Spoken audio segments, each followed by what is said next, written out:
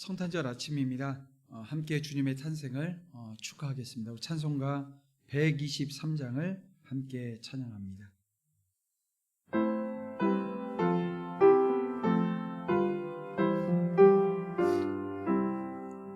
저들 밖에 한밤중에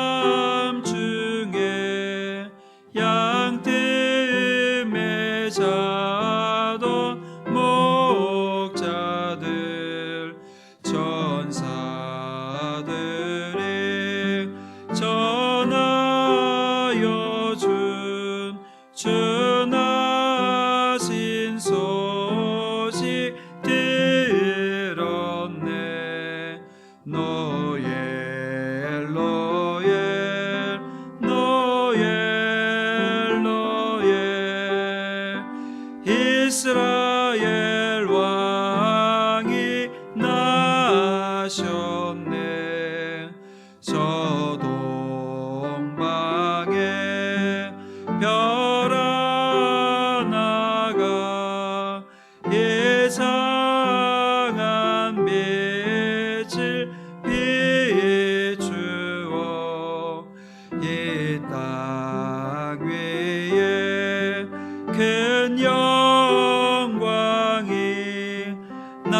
나타날 징조 보였네. 노엘 노엘 노엘 노엘 이스라엘 왕이 나셨네. 그 한 별이 베들레헴 향하여 바로 가더니 아기 예수 누우신 집 그 위에 오자 멈췄네. 노엘 노엘 노엘 노엘 이스라엘 왕이 나셨네. 저 동방에 박사들이 새 아기 보고 절하고 계보배야 다 열어서 세 가지 예물 드렸네. 노엘 노엘 노엘 노엘 이스라엘 왕이 나셨네.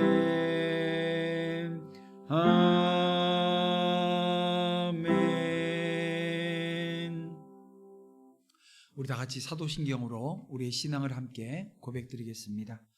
전능하사 천지를 만드신 하나님 아버지를 내가 믿사오며 그 외아들 우리 주 예수 그리스도를 믿사오니 이는 성령으로 잉태하사 동정녀 마리아에게 나시고 본디오 빌라도에게 고난을 받으사 십자가에 못 박혀 죽으시고 장사한 지 사흘 만에 죽은 자 가운데서 다시 살아나시며 하늘에 오르사 전능하신 하나님 우편에 앉아 계시다가 저리로서 산자와 죽은 자를 심판하러 오시리라.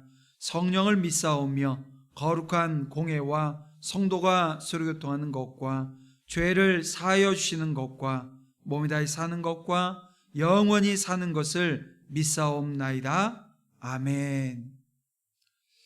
네, 오늘 이 성탄절 아침에 하나님께서 주시는 말씀은 누가복음 2장 1절에서 14절 말씀입니다. 누가복음 2장 1절에서 14절 말씀입니다. 제가 봉독해 올리겠습니다. 그때 가이사 아구스도가 영을 내려 천하로 다 호적하라 하였으니 이 호적은 구레뇨가 수리아 총독이 되었을 때에 처음 한 것이라. 모든 사람이 호적하러 각각 고향으로 돌아가매 요셉도 다윗의 집 족속이므로 갈릴리 나사렛 동네에서 유대를 향하여 베들레헴이라 하는 다윗의 동네로 그 약혼한 마리아와 함께 호적하러 올라가니 마리아가 이미 잉태하였더라. 거기 있을 그때에 해산할 날이 차서 첫 아들을 낳아 강보로 싸서 구유에 누였으니 이는 여관에 있을 곳이 없음이러라. 그 지역에 목자들이 밤에 밖에서 자기 양떼를 지키더니 주의 사자가 곁에 서고 주의 영광이 그들을 두루 비추매 크게 무서워하는지라. 천사가 이르되 무서워하지 말라. 보라, 내가 온 백성에게 미칠 큰 기쁨의 좋은 소식을 너희에게 전하노라. 오늘 다윗의 동네에 너희를 위하여 구주가 나셨으니 곧 그리스도 주시니라. 너희가 가서 강보에 쌓여 그 위에 누워 있는 아기를 보리니 이것이 너희에게 표적이니라 하더니 호련히 수많은 천군이 그 천사들과 함께 하나님을 찬송하여 이르되 지극히 높은 곳에서는 하나님께 영광이요 땅에서는 하나님이 기뻐하신 사람들 중에 평화로다 하니라. 아멘. 네, 우리 함께 잠시 기도드리겠습니다. 사랑과 풍성하신 아버지 하나님 감사합니다. 비천하고 소외된 자들의 친구로 이 땅에 오신 그 주님을 바라보며 주님을 찬양합니다. 목자들은 구주의 탄생의 첫 소식을 들은 사람들로, 첫 경배자들로, 첫 전도자들로 삼아주신 아버지 하나님, 오늘도 흠과 점이 많은 자들이 오나 하나님의 은혜로 이 자리에 섰사오니 사랑과 믿음으로 사명 감당할 수 있도록 하나님 사용하여 주시옵소서. 또한 이 아침에도 은혜로 주신 말씀 앞에서 충만한 은혜 받게 될 줄 믿사오며 예수님의 이름으로 기도 올리옵나이다. 아멘. 네, 우리 함께 봉독한 말씀을 통해서 참된 평화의 왕이 나셨다라고 하는 제목으로 이 성탄절 아침 함께 말씀을 나누고자 합니다. 여러분, 이 누가 복음을 보게 되어지면 누가는 이 역사가의 그 시각으로 복음서를 서술해 나가는 것을 보게 되어집니다. 그러다 보니까 이 누가복음과 또 사도행전을 보게 되어지면 정치, 특히 그 당시 통치자들에 대한 언급이 자주 나오는 것을 보게 되어집니다. 그런데 이것은 단순히 그 시대를 알리기 위함이 아니고요. 또 이 누가라고 하는 사람이 이 정치에 관심이 있었고 이 정치에 대해서 때로는 비판적이고 아니면 친밀하고 이런 게 아니고요. 그가 지금 이 정치를 들어서 지금 그 시대 상황에 대한 것들을 이야기하고 있는 것은 예수님이 그들보다 더 크신 분이라고 하는 것, 이것을 드러내기 위한 하나의 과정이었다는 것입니다. 그리고 오늘 우리는 이 본문의 배경이 되어지는 이 배경을 통해서 한 두 가지 교훈을 우리가 이 아침 받게 되어지는데, 그 하나가 뭐냐면 이 역사의 배후에는 그 하나님의 구속사적 섭리가 존재한다는 것. 여러분, 오늘 본문은 당시 로마 황제 아구스도가 호정령을 내린 사실을 보도하고 있죠. 여기서 이 아구스도는 이 로마의 초대 황제인 본래 이름이요 가이우스 옥타비우스라고 하는 인물입니다. 그는 매우 탁월한 황제였습니다. 그래서 재위했을 때 로마가 가장 흥왕하기도 했고요. 그가 황제로 재위할 당시에 이 로마의 영토가 페르시아에서부터 이 영국까지 아주 넓은 지역을 가지게 되어집니다. 확장했습니다. 따라서 이 당시 이 로마는 온 지상의 제국이라고 불리웠죠. 그래서 이 옥타비우스 황제에게 이 로마의 원로원은 아구스투스, 오늘 본문에는 아구스도라고 표현하고 있는데요. 이 아구스투라고 하는 칭호를 그에게 선사하게 되어집니다. 그래서 아구스도라고 하는 뜻을 보게 되면 위대하고 고귀하고 지극히 숭배받는 자라고 하는 뜻을 가지고 있습니다.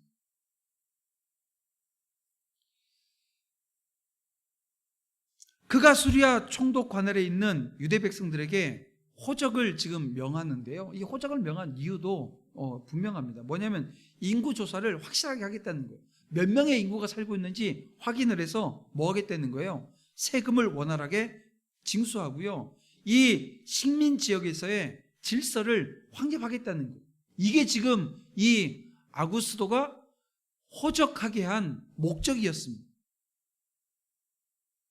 여러분, 천하의 제왕이 이 명령을 내렸으니 그 누가 이 명령에 불복하겠습니까? 아무도 어길 수가 없습니다. 로마의 식민지 중 하나인 유대 백성들도 그 명령에 따라야 했고요. 요셉과 이 주님을 잉태하고 있는 이 마리아도 호적이 있는 고향 베들레헴으로 가야 했습니다.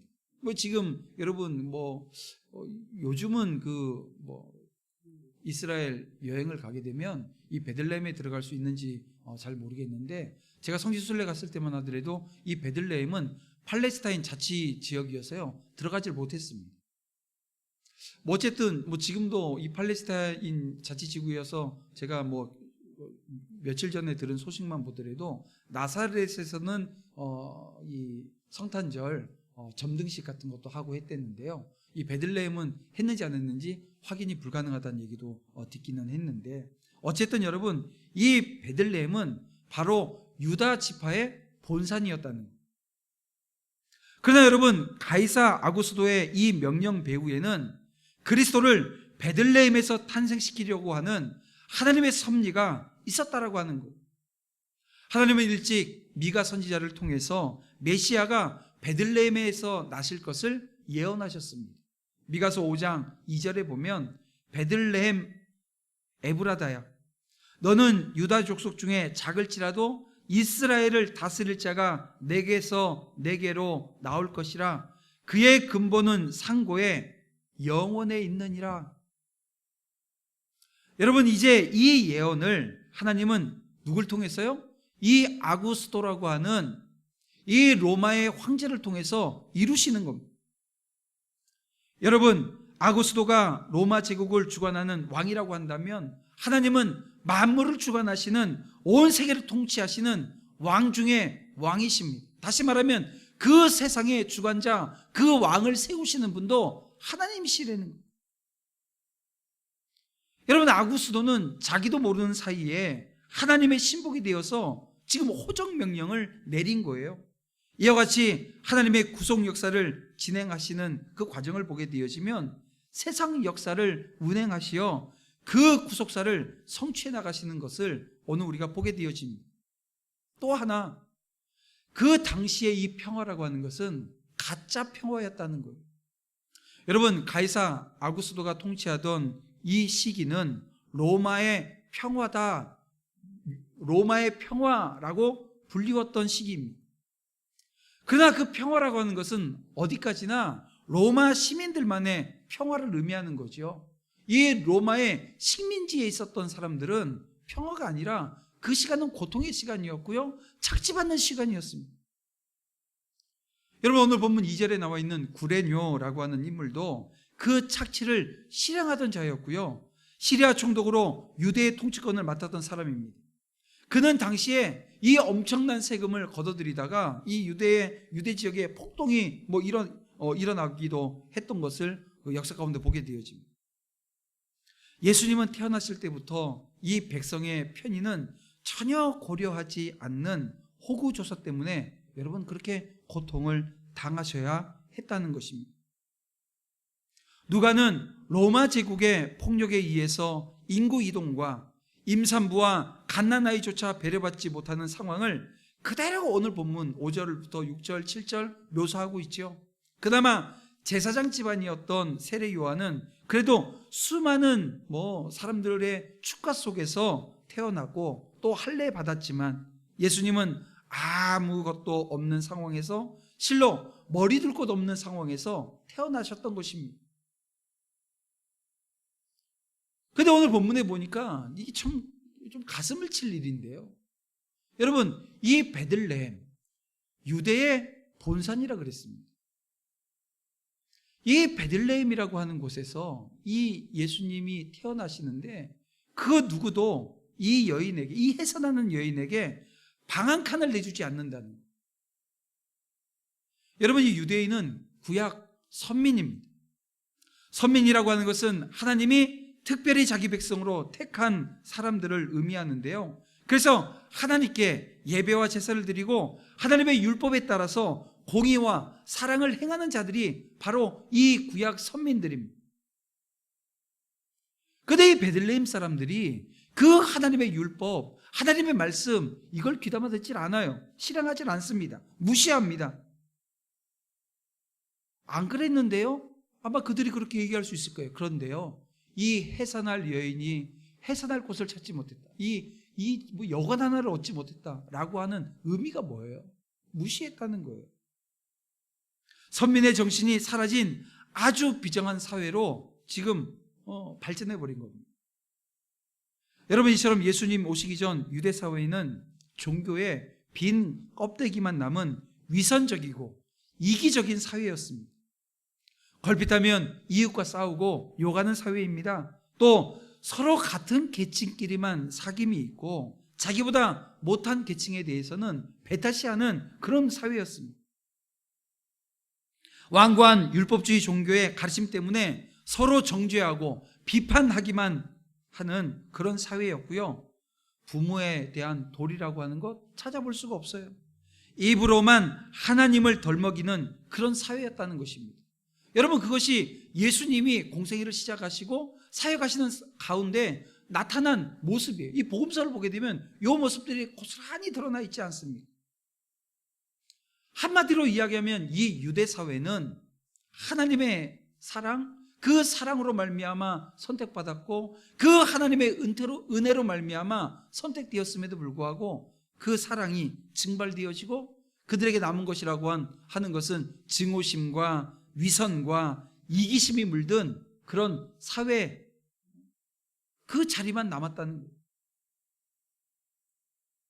여러분, 이렇게 하나님께 선택받은 사람들이 그런 모습으로 살았다고 한다면, 여러분, 이 이방이었던 당시에 힘이 있고 능력이 있었던 이 로마라고 하는 사회는 어떠했을까요? 사단의 권세 아래 온갖 죄와 불의가 득세했다는 것입니다. 사랑이나 자비나 용서의 모습은 눈을 씻고 봐도 찾아볼 수가 없는 그런 사회입니다. 여러분, 이런 세계에 예수님께서 오신 겁니다. 그리고 주님은 진정한 하나님의 사랑과 이웃 사랑을 사람들에게 보여주십니다. 온갖 고통과 병으로 고통하는 자들에게 치유를 베풀어 주셨고요, 사랑이라고 하는 새 계명을 저에게 주셨으며 죄를 용서해 주셨습니다. 그리고 최종적으로는 십자가를 지시고 인류를 대속해 주심으로 진정한 하나님과 이웃 사랑이 무엇인가, 이 사랑의 법이 무엇인가, 이것을 몸소 오늘 우리에게 보여주셨다는 것입니다. 그렇습니다. 구유에 나신 예수님은 세상의 통치자들과는 근본적으로 다른, 다시 말하면 가장 낮은 곳에 오셔서 백성들을 돌보시는 진정한 통치자가 되어주신 것입니다. 자, 오늘 본문에 보니까 참 역설적인 겁니다. 역설적인 게요, 이 예수님의 탄생을 축하하는 사람들이 누구예요? 베들레헴의 목자들입니다. 그들은 밤에 양떼를 지키면서 힘들게 생계를 유지해 나가는, 경제적인 측면에서 보게 되어지면 하층민이었습니다. 그런데 그들에게 온 땅을 다스릴 그 왕의 탄생 소식이 전해졌던 거예요. 놀랍게도 다윗 언약을 완성할 하나님 나라의 왕은 보좌가 아닌 구유에 누우셨습니다. 천사들은 이렇게 노래해요. 지극히 높은 곳에서는 하나님께 영광, 하나님이 기뻐하신 사람들 중에 평화라고 하는 노래를 합니다. 하지만 당시 예루살렘 성전은 전혀 하나님께 영광을 돌리지 못했다는 것입니다. 이제 예수님에 대한 진정한 성전, 다시 말하면 이 교회가 세워지고 교회가 하나님의 영광을 드러낼 것입니다. 또한 예수님은 로마의 평화, 제가 가짜 평화라고 했잖아요. 이 가짜 평화가 아니라 하나님이 기뻐하시는 사람들 사이에 있는 이 평화를 이 땅에 임하게 하실 진정한 왕으로 저와 여러분에게 오셨다는 것입니다. 여러분, 이처럼 예수님의 탄생은 세상의 가치관을 뒤엎어버립니다.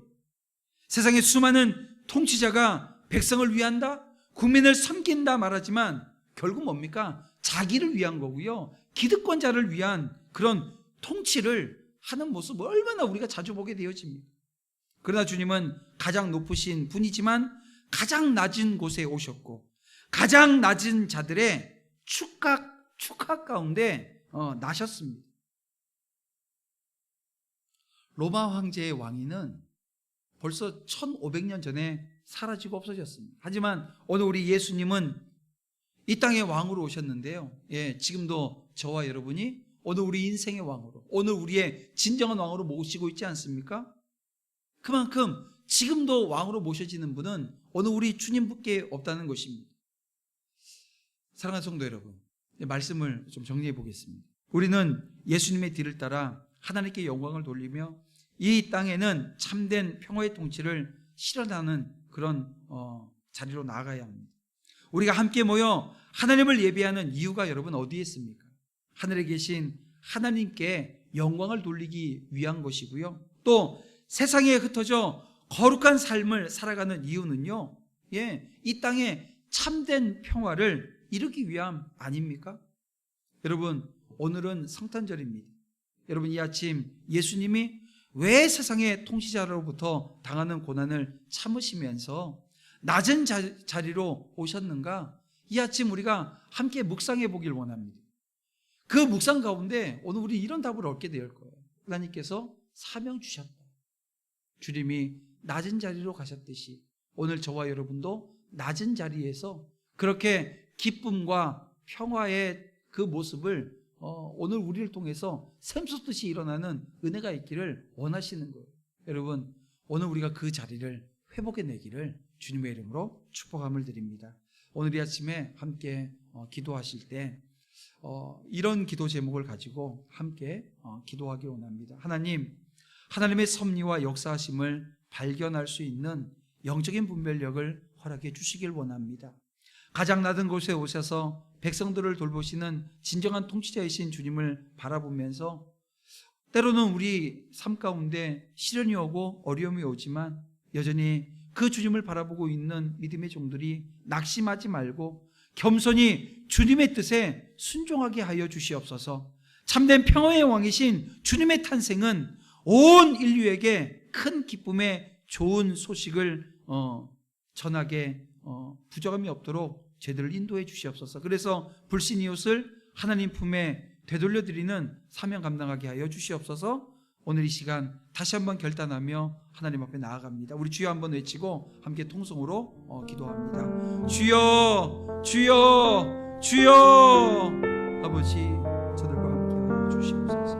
이 땅에 진정한 왕으로 오신 그 주님을 저희들이 바라봅니다. 주님, 역사를 주관하시고 통치하시며 진정한 왕의 자리에 계시는 그 주님을 저희들이 바라보면서 이 땅의 역사를, 이 땅의 시간들을, 이 땅의 과정들을 바라보면서 아버지 하나님 명적인 이해가 하나님의 뜻이 이루어지는 과정을 발견할 수 있는 믿음의 종들이 되어지길 원하오니 주여 저들과 함께하여 주시옵소서. 이 땅에 가장 낮은 모습으로 오셨습니다. 천하고 천한 모습으로 그렇게 낮아지심으로 이 땅에 오셨지만 그 주님의 낮아지심이 오늘 우리에게 기쁨이었고 그 주님의 낮아지심이 오늘 우리에게 참 평화가 되었습니다.